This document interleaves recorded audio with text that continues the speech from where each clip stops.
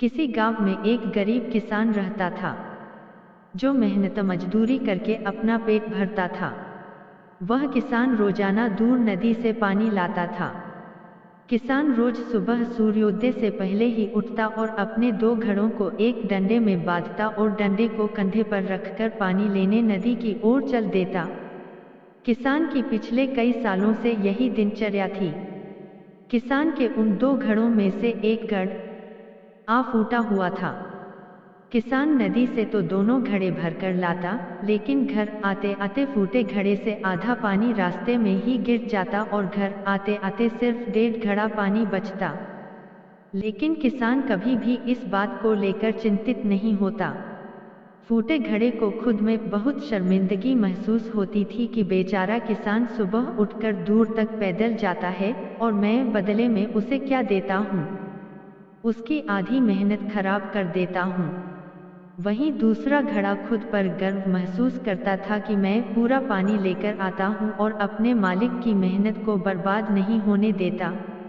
रोजाना की तरह किसान एक सुबह जैसे ही दोनों घड़ों को ले जाने लगा, फूटा घड़ा बड़े ही करुण स्वर में बोला, हे मित्र, मैं खुद पर बहुत शर्मिंदा हूँ।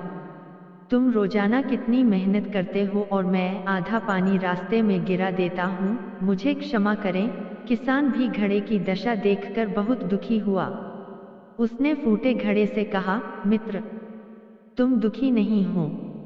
आज जब मैं पानी लेकर लौटूं तो तुम रास्ते में खिले सुंदर फूलों को देखना। ऐसा कहकर किसान ने डंडे को कंधे पर रखा और घड़ों में पानी लेने चल दिया।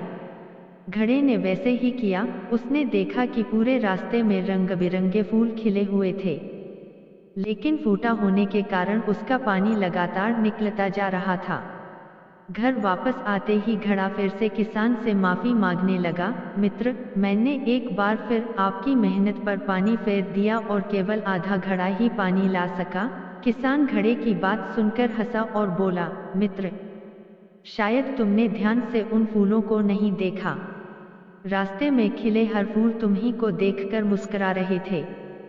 सबके चेहरे तुम्हारी तरफ ही खिले थे। जानते हो ऐसा क्यों? क्योंकि तुमने ही उन फूलों को जीवन दिया है। तुम्हारे ही पानी से वे फूल मुस्कुराते हुए बड़े हुए हैं। मैं जानता था कि तुम्हारा पानी बिखर जाता है, इसलिए मैंने पूरे रास्ते में फूलों के बीज बो दिए थे। आज तुम्हारे ही कारण पूरा रास्ता स्वर्ग जैसा नजर आता है। लोग इन फूलों को तोड़कर भगवान को अर्पित करते हैं। सारे फूल तुमको देखकर खुशी से मुस्कुराते हैं। तुम्हारे दुखी होने का कोई कारण नहीं है। उल्टे तुमने फूटे होते हुए भी न जाने कितने लोगों को खुशियां दी हैं। यह तुम्हारी कमजोरी नहीं बल्कि तुम्हारी शक्ति है। फूटा घड़ा किसान की बातों को सुनकर बहुत प्रसन्न हुआ।